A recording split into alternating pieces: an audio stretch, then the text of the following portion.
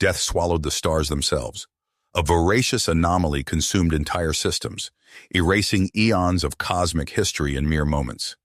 The galaxy's mightiest civilizations, united as never before, stood powerless against an enemy that defied all scientific understanding. Even the vaunted Galactic Council, forged in the fires of countless wars and crises, found itself at a loss. Their fleets and fail-safes faltered in the face of this all-devouring maw.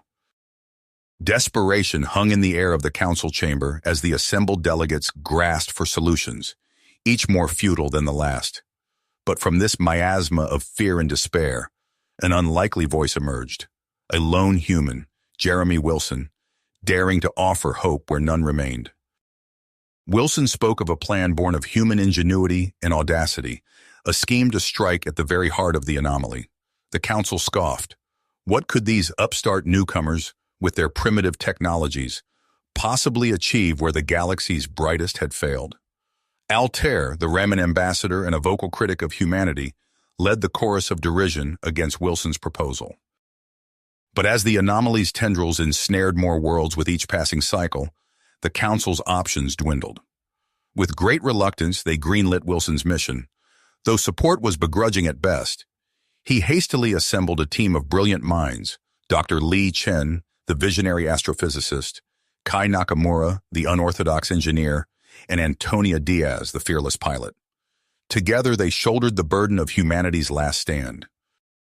Even as they prepared to embark, the specter of sabotage reared its head. An explosion tore through the Council's evacuation staging ground, destroying vital supplies meant for frontier worlds in the anomaly's path. To Wilson, this reeked of a deliberate effort to undermine the mission and hide the truth of the anomaly's severity from the galaxy at large. But with time running out and the fate of billions on the line, the human crew had no choice but to press on, knowing that failure spelled doom not only for their own species, but for all civilized life. In the face of annihilation, they would give their all to unravel the secrets of the anomaly, or die trying. The Prometheus hurtled through the void, a gleaming speck against the anomaly's swirling maelstrom of darkness. On the bridge, Dr. Li Chen gripped the console as another shockwave jolted the ship. The view screen filled with a kaleidoscope of distorted space-time, stars stretching into sickly ribbons of light. "Nakamura, status report," Chen barked into the comms. "Shields at 60%, came the engineer's strained reply, punctuated by a hiss of pain. "Rerouting power to compensate." Chen cursed under her breath. They were pushing the Prometheus to its limits, and beyond. Each kilometer they penetrated into the anomaly's depths, strained the ship's experimental hull and systems.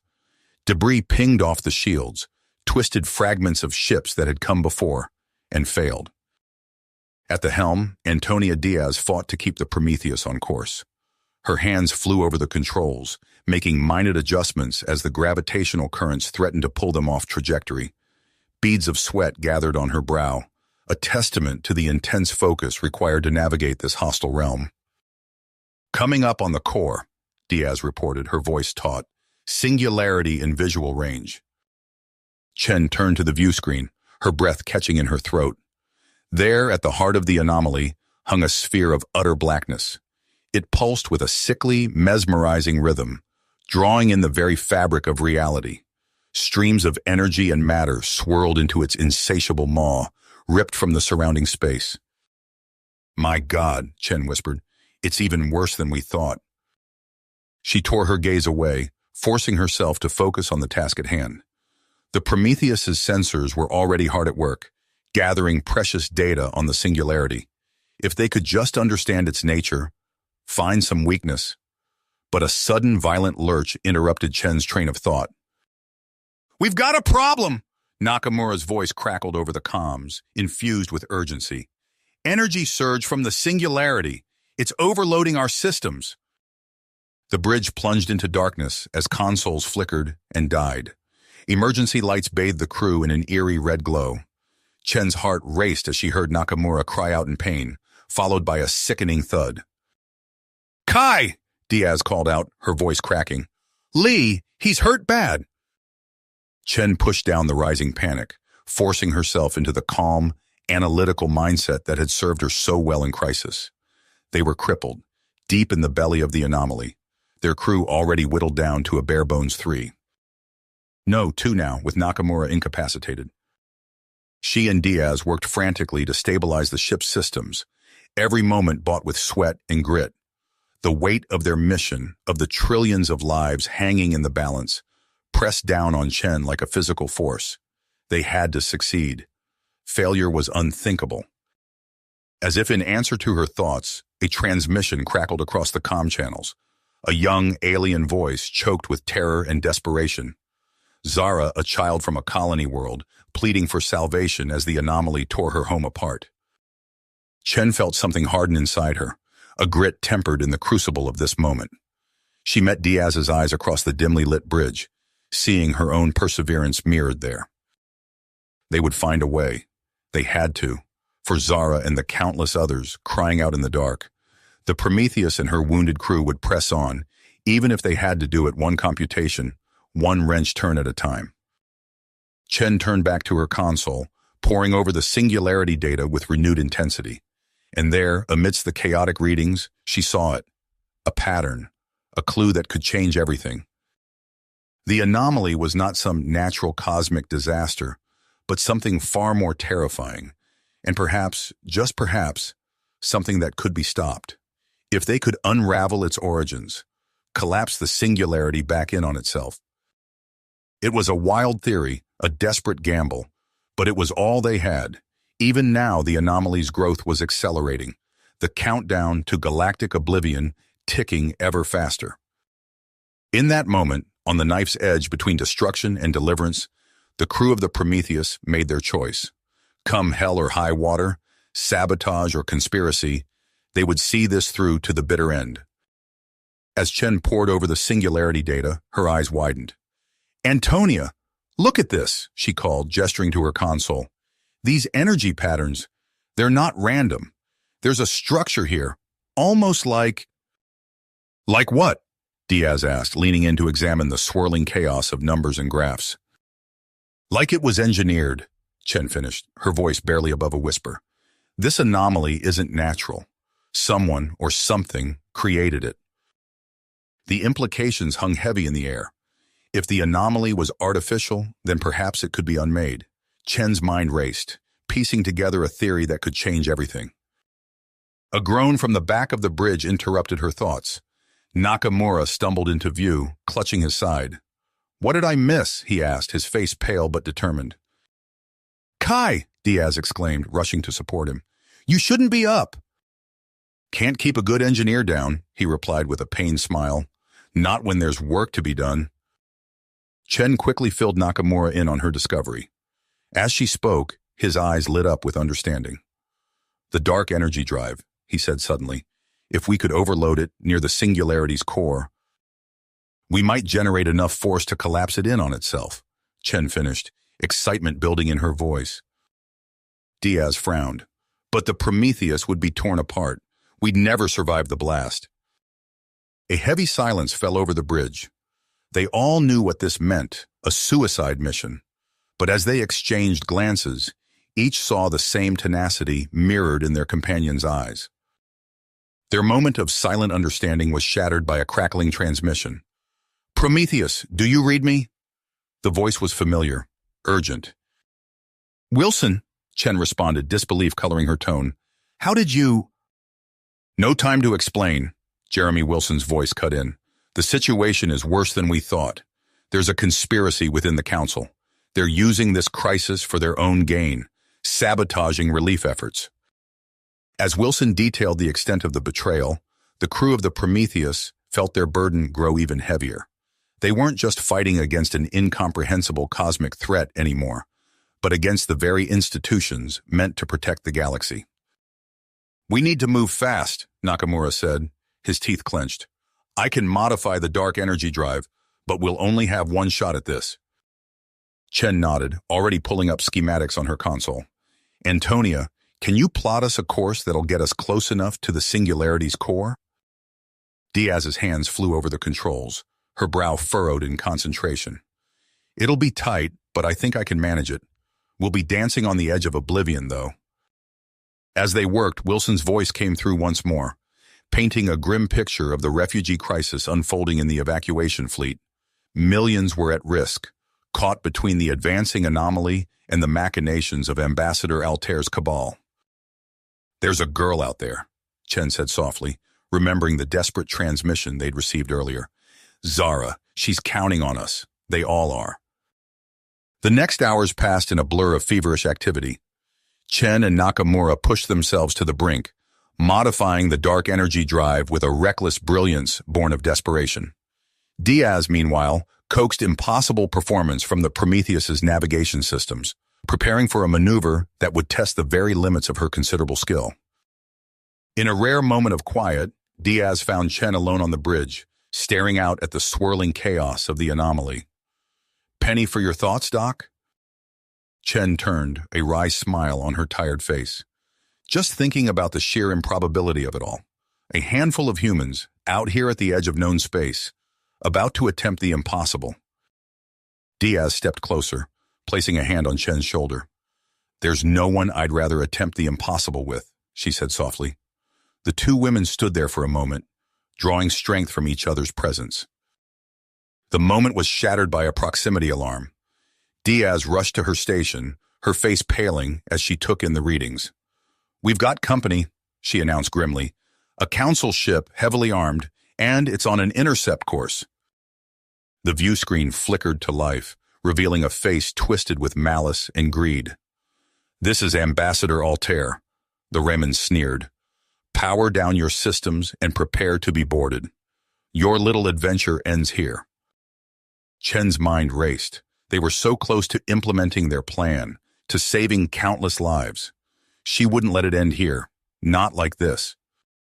"I'm sorry, Ambassador," she replied, steel in her voice, "but we respectfully decline." As Altair's face contorted with rage, Chen turned to her crew. "Stations, everyone, we've got a galaxy to save." The Prometheus surged forward, hurtling towards its destiny, as enemy fire lanced through the void around them. The Prometheus hurtled towards its destiny, enemy fire lancing through the void around it. Chen gripped her console, fist clenched, as Diaz's hands danced across the controls with uncanny precision. "Approaching optimal detonation coordinates," Nakamura reported, his voice strained but steady. "Dark energy drive primed and ready." Chen took a deep breath, steeling herself for what was to come. "Initiate sequence."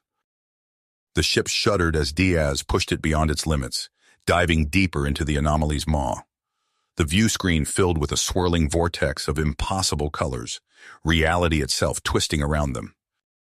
"Ambassador Altair's ship is in pursuit," Diaz called out, her eyes never leaving her instruments. "They're charging weapons." "Doesn't matter," Chen replied, a grim smile on her face. "We're past the point of no return." The Prometheus bucked violently as the dark energy drive began to overload. Alarms blared, and the air crackled with pent-up energy. Chen's mind raced, calculating variables, probabilities, the fate of billions hanging on this moment. 30 seconds to critical mass," Nakamura announced, his fingers flying over his console. "We need to get clear." Chen's heart clenched. They'd known this was a one-way trip, but the reality of it hit her anew. "Antonia, prep the escape pod. You and Kai—" "No." Diaz's voice was firm, brooking no argument. "I'm staying. Someone needs to pilot her in." Before Chen could protest, Nakamura grabbed her arm. "We have to go, Lee. Now!" Time seemed to slow as Chen looked into Diaz's eyes one last time. A lifetime of unspoken words passed between them in that instant. Then Nakamura was pulling her towards the escape pod, the ship groaning around them. As the pod ejected, Chen caught a final glimpse of Diaz at the helm, her face set in determined concentration.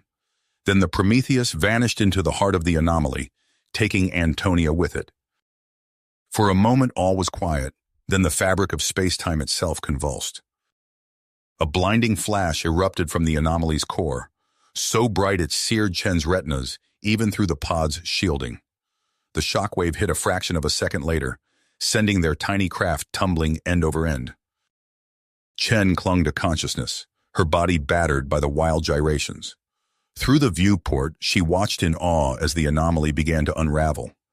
Dark tendrils of energy bled away into nothingness, the once impenetrable barrier fracturing like glass. "It's working," Nakamura whispered, his voice filled with equal parts wonder and grief. As the pod stabilized, Chen took stock of their situation. The life support readout blinked an angry red. Only minutes of air remained. She met Nakamura's eyes, seeing her own acceptance mirrored there. "We did it, Kai," she said softly. "We saved them." Nakamura nodded, then turned back to his console. Maybe we can boost the transmitter. If anyone's out there." Chen let him work, knowing it was likely futile. She stared out at the dying anomaly, marveling at the new star formations coalescing in its wake. Her thoughts turned to Antonia, to the billions whose lives they'd saved, to Zara, that distant child whose cry for help had steeled their tenacity. As the pod's systems began to fail, Chen closed her eyes. She'd made her peace with this end. But then... "Energy signature!" Nakamura exclaimed. "A ship! No, a fleet!" Chen's eyes snapped open. On the malfunctioning scanner, a cluster of signals approached. With the last of the pod's power, Nakamura sent out a desperate hail. Seconds stretched into eternity as they waited, hope warring with resignation. Then, just as the air grew thin and darkness crept at the edges of Chen's vision, a response crackled through the comm. "This is Admiral Orcs of the Council Fleet. Hold on, Prometheus survivors. We're coming for you." "You." The words crackled through the comm, a lifeline in the void. Chen's vision swam as she fought to stay conscious, her lungs burning with each shallow breath. Beside her, Nakamura slumped forward, his eyes fluttering closed. A blinding light flooded the escape pod as a massive vessel loomed above them. The hull gleamed, council insignia stark against the polished metal. Tractor beams engaged, pulling their tiny craft into a cavernous hangar bay. The pod's hatch hissed open. Chen blinked against the rush of fresh air, her body too weak to move. Hands reached in, gentle but firm, lifting her onto a hover stretcher. Medical personnel swarmed around them, voices urgent but reassuring. "Dr. Chen, can you hear me?" A face swam into focus, sharp features, compassionate eyes. "I'm Admiral Orcs. You're safe now." Chen tried to speak, but only managed a weak rasp. Orcs squeezed her hand.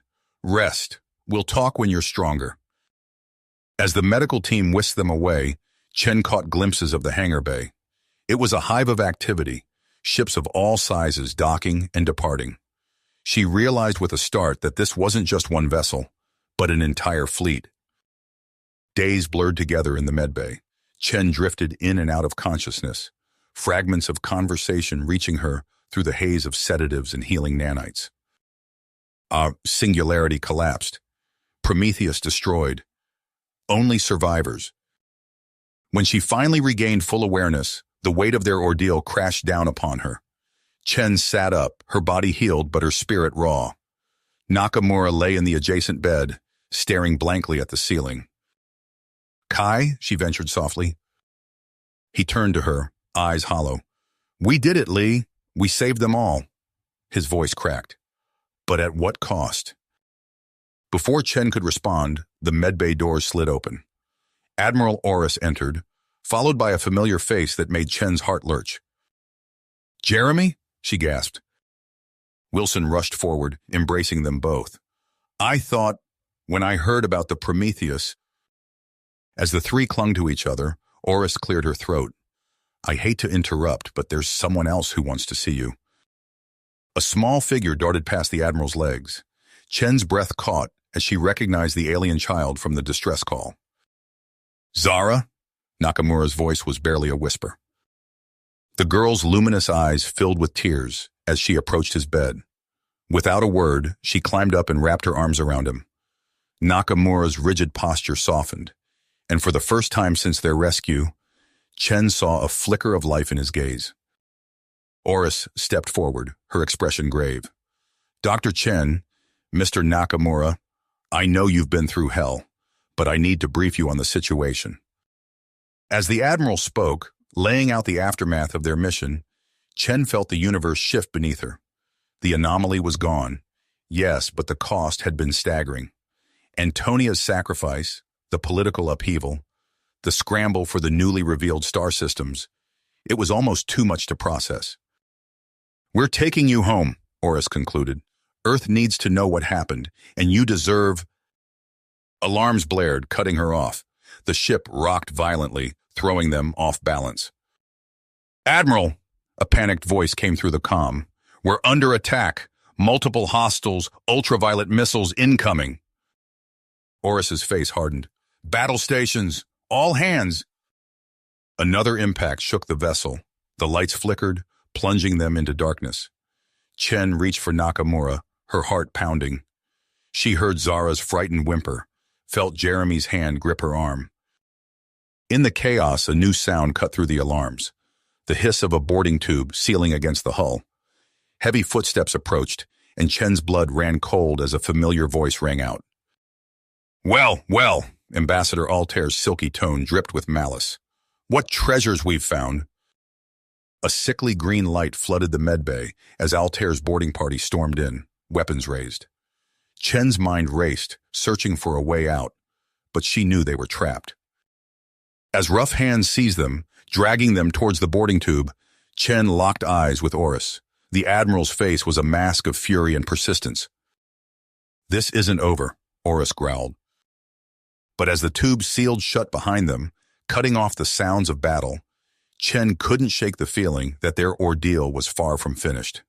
The stars that had once promised salvation now loomed ominously, hiding untold dangers in their newborn light. You have reached the end of the story. If you enjoyed this story and want to support us, please leave a like and subscribe to our channel, and for every comment that says 88, I will heart every single one of them. Thank you for your time.